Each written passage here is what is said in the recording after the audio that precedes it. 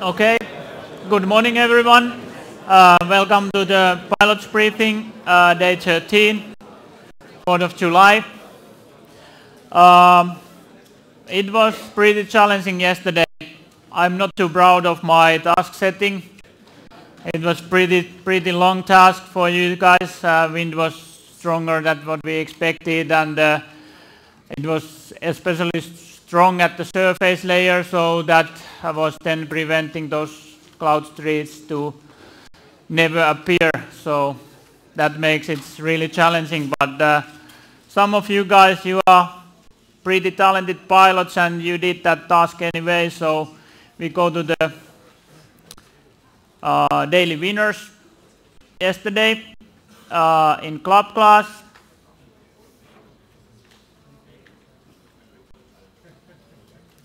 In club class, there was a winner, Pavel Luchensky, X-Ray Charlie, Team Czech Republic, average speed 62.3 kilometers per hour.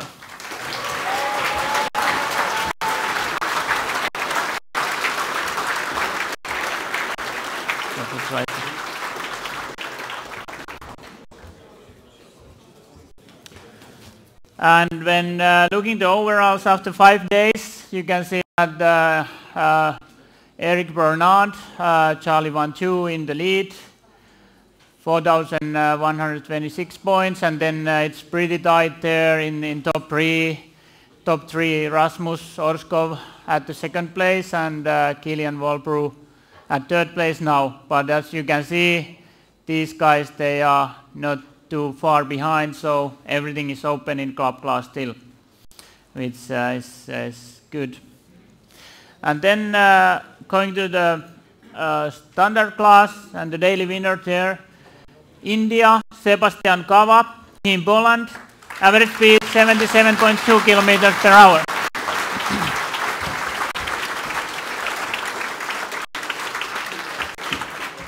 Thank you. Congratulations.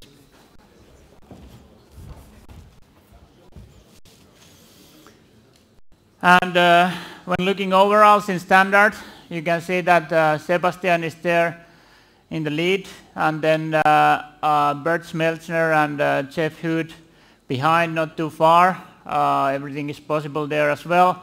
And also the other guys from 4 to 10, they are not too far, so everything is possible in standard class as well.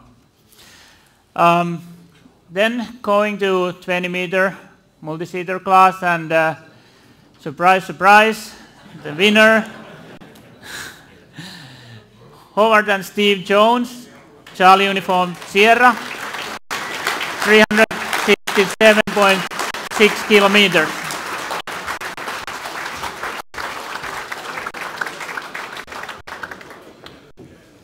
Thank you. Congrats.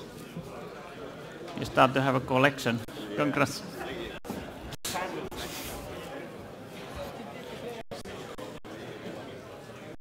And then when looking overalls in 20-meter class, you can see that Jones brothers, they have a bit of gap here already, but then everything open basically for the other medals there. And also these guys, they have possibilities to come up there with some surprises. Okay. Then a couple of notices. First of all, it's United States Independence Day today, so congrats.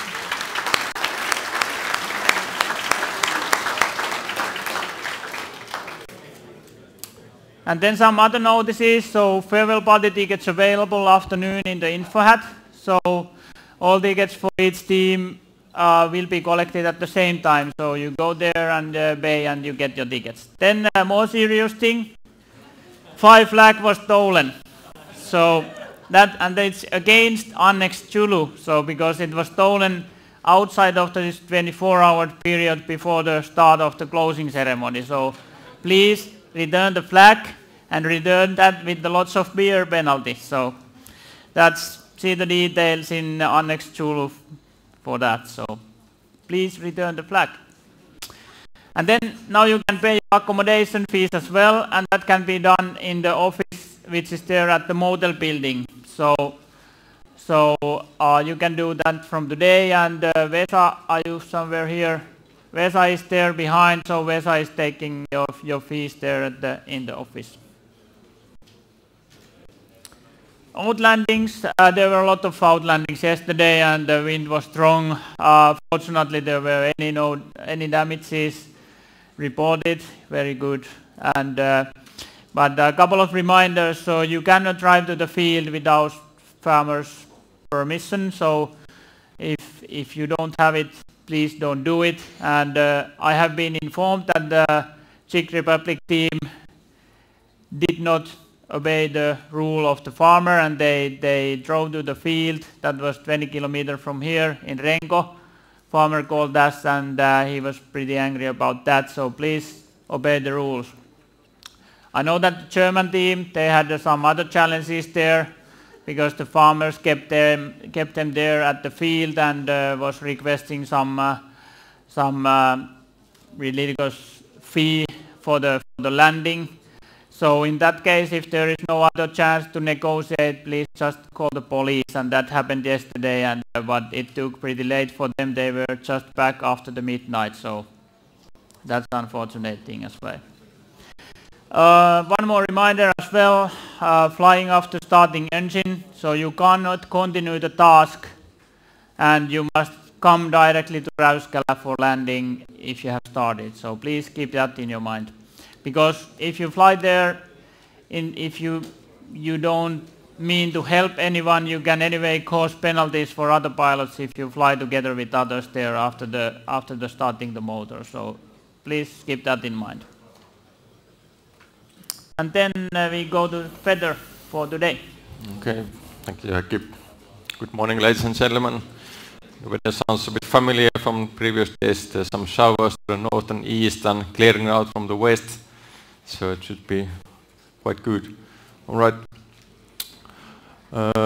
Here's the situation. We had a low pressure now up in the northern Finland, and there was this auxiliary front that moved past us during the night, and there was some rain coming down, and there's at the moment some rain in the eastern parts of Finland. And there's some low clouds in the western parts here, and those clouds are clearing out at the moment, returning to the cumulus clouds. And quite a vast areas of clear skies in the west, and a ridge of high pressure up here, moving to northeast towards the competition area. So the weather is clearing out quite rapidly from the west. So here's the satellite from this morning 2:40, and you see the low clouds in the yellow shades here, and higher clouds in the east that have produced some rain. And there's also some cirrus clouds over the sea here. And in the 420 image, there's still some low clouds in the yellow shades here, but not so much cirrus clouds anymore in the sea. And some clear skies to the west. And this is the latest image from 06 UTC, and there's quite clear, vast areas of clear skies here. Some low clouds still in the coastline to the north. And these low clouds are slowly turning to the cumulus clouds here with white low bases. There's some 500 meters bases at the moment in here, and clear skies to the west. So the radar shows the rain in the eastern parts. At the moment there is no rain nearby, but they will develop some rain to the north and to the east of Räyskälä, like previous days, but nothing in the west and to the south. So here's the observed sounding from Jokioinen, and like yesterday, the sounding is in the different air mass that we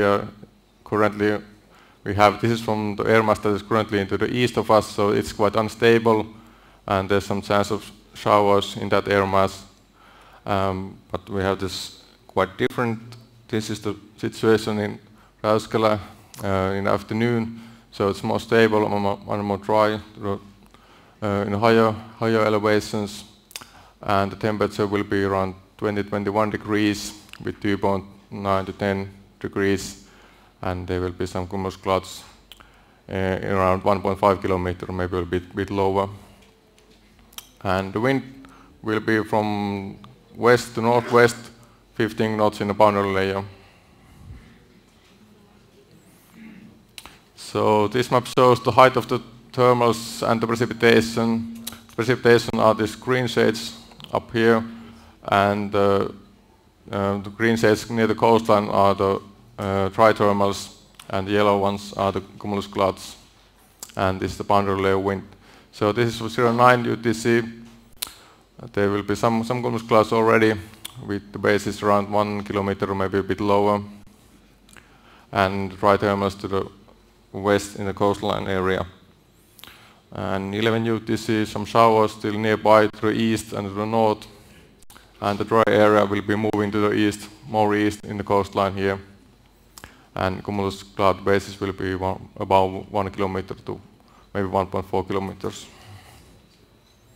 And this is 13 UTC, dry areas moving more to the east, and still some showers could be possible to the east, and cumulus will be in the same height as before, just below 1.5 kilometers. And this is the latest 15 UTC. It shows the dry area moving way to the east, and still some cumulus clouds near the Rajskala region. But this forecast is a bit pessimistic, so there's some uncertainties how far this will go and how fast. So there could still be some cumulus in this area, in the competition area, as late as 15 UTC, but it's a bit uncertain how fast this dry area will move to the east.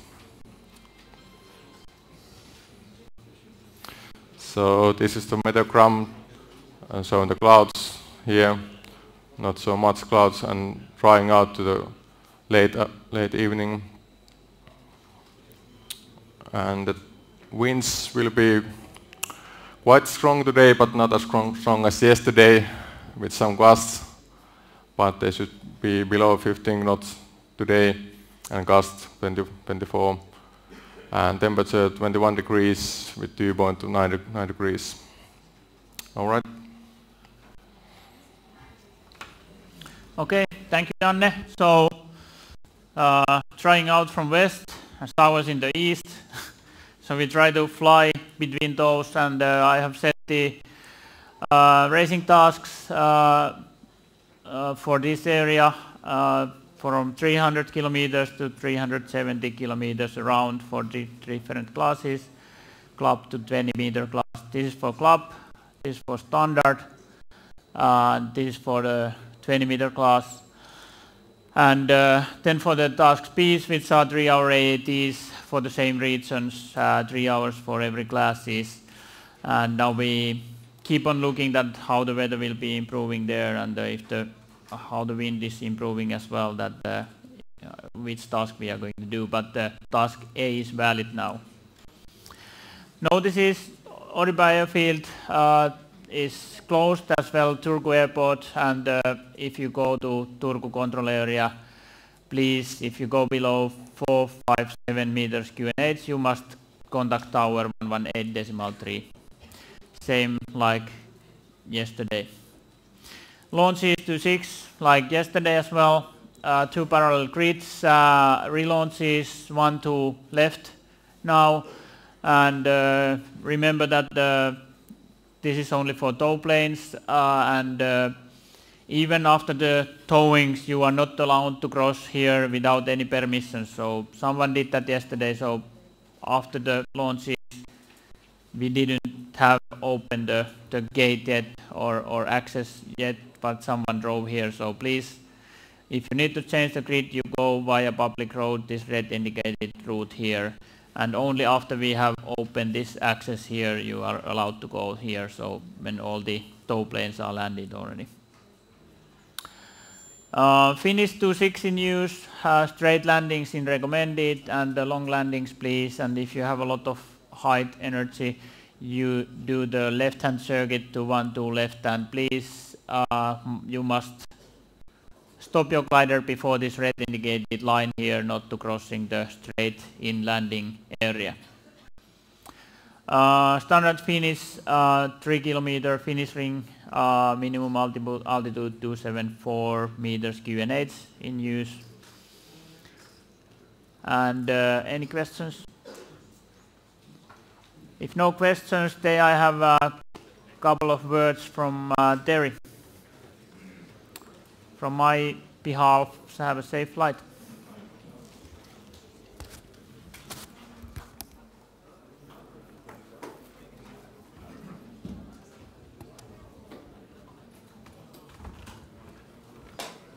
I'll just hold it.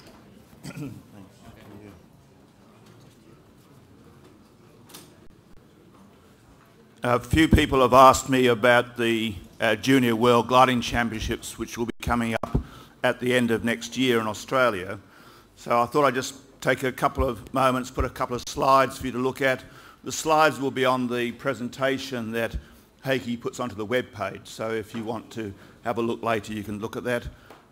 First of all, I just wanted to explain why it's probably a good idea for some of your juniors to come there. I apologise that some of the following photographs have lots of sunshine and high altitude and cumulus, but which could be distressing for some of you. The If there's so much sunshine, why is your mum so white? You've been spying, haven't you? So the site for the Junior Worlds is at Narromine, which is in New South Wales. The closest major city is Sydney, so it's about 5 hours away. Big flat plains, and of course this sign which indicates that that time of year there's quite a number of 1,000-kilometre flights done. We don't guarantee 1,000-kilometre flights for the Junior Nationals. Okay? And in fact, given the history of World Championships, we don't promise 10,000 feet every day. So we work from there. It's easy in terms of flying there. The licensing arrangements are simple. The airspace arrangements are very simple, and not too many problems from that. In terms of gliders, we're having a Junior Junior Nationals this year, as in every year, and your pilots are invited to participate in that. And there's also other competitions at the same time leading up to that event and following that event. So there's plenty of opportunity to practice, and we can assist you in terms of getting gliders. And no airspace issues in the site. The Junior World Championships in 2015 start on the 27th of November for practice, and the competition runs from the 1st to the 12th of December. So you then, if you're in a hurry to get home for Christmas, you can do that, or if you actually want to spend Christmas on the beach, you can do that as well by staying in Australia. The Joey Glide, which is our Junior Nationals, we have typically 20 to 30 competitors in that event. We've already know of a number of international pilots that will be flying this year, so anybody else that is interested to come, you are most welcome. Training dates again the 1st to the 4th of December, and then competition dates 5th to the 13th, so a similar time period. There are actually other events before and immediately after this, so if those dates don't suit or you want an extended time to practice, then you can do that. Thanks. A number of sites, so this will be on the website, so for the main competition site we're using the SGP, the Sailplane Grand Prix site. If you go onto that, you'll see it talks about World and Continental Championships, and you'll find the link in there. We have the Joey Glide site, which is where you can enter for the practice period. And then there's other sites for the Gliding Federation and Narromine Gliding Club. So those are on the paper presentation. And we certainly welcome you to come there. If anybody's got any questions, feel free to ask me about that, or talk to the Australian team captain, and we'll be happy to help you out. Thank you.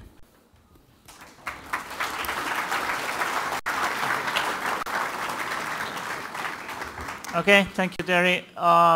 Briefing closed. See you at the grid.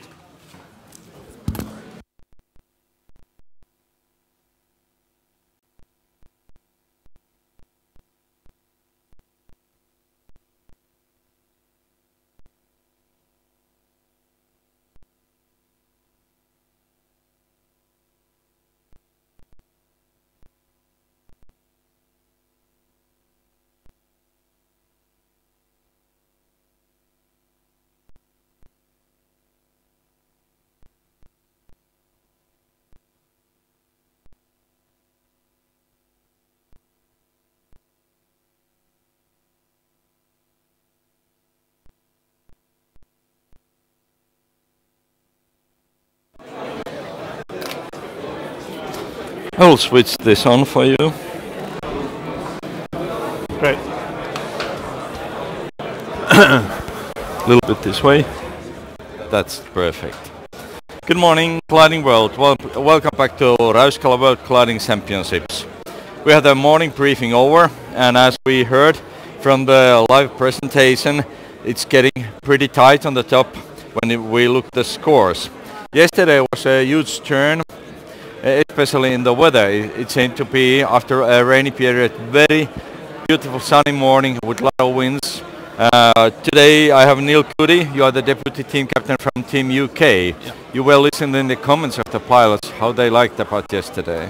They found it very difficult, but they ultimately had a good result at the end of the day. And when a lot of them landed out, all 5 gliders landed out yesterday, but ultimately they all went up places in the standings. So it was a relief to find out at the end of the day it wasn't that bad a day after all for the Team UK. The conditions were difficult, but they found some very good climbs through some of the difficult periods of the flight.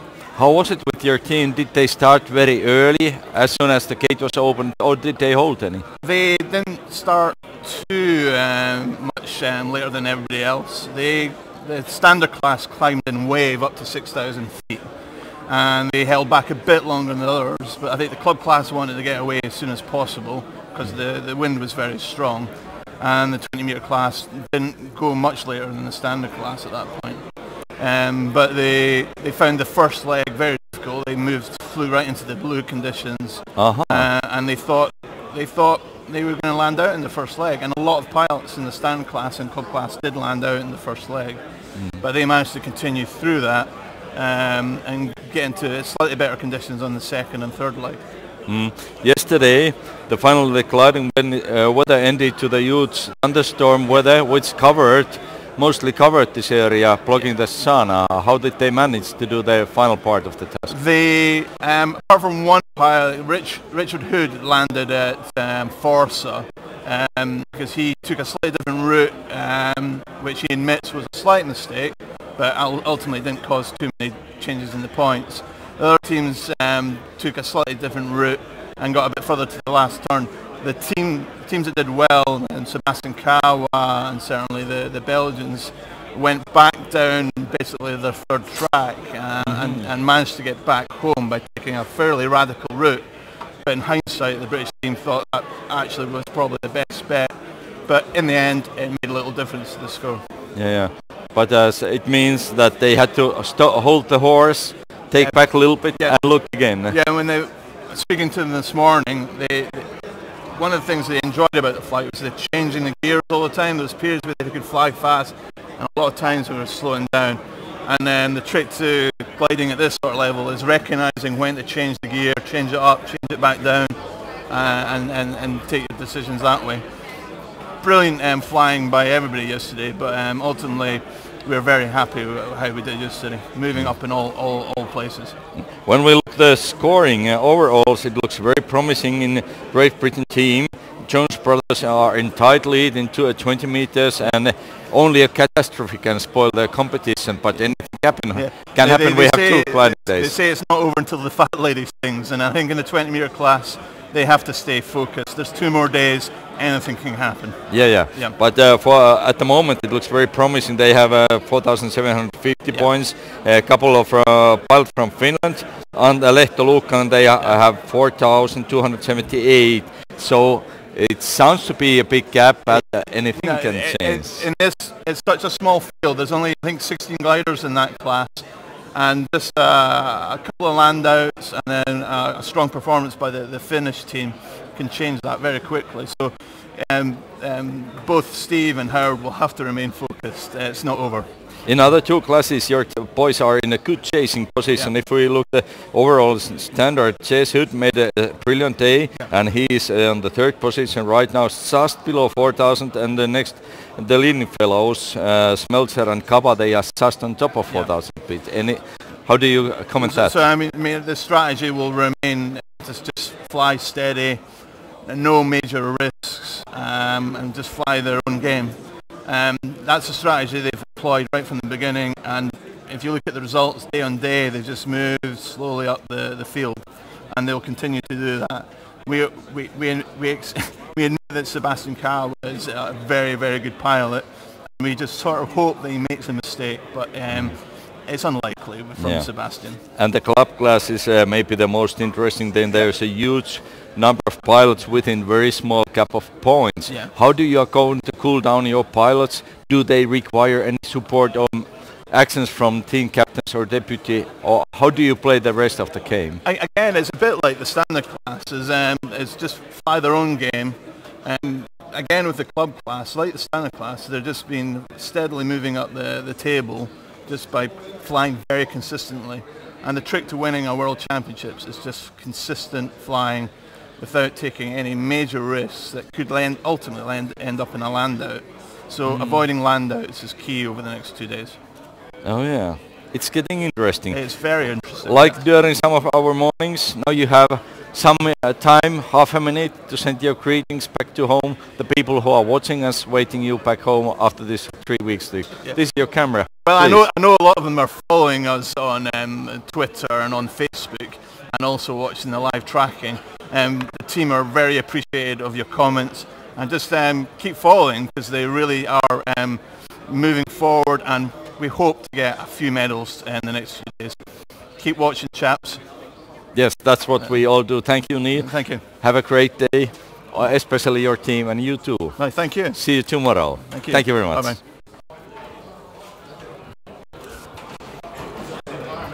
Right, thank you. Okay? Thank you very much. Good. Thank you.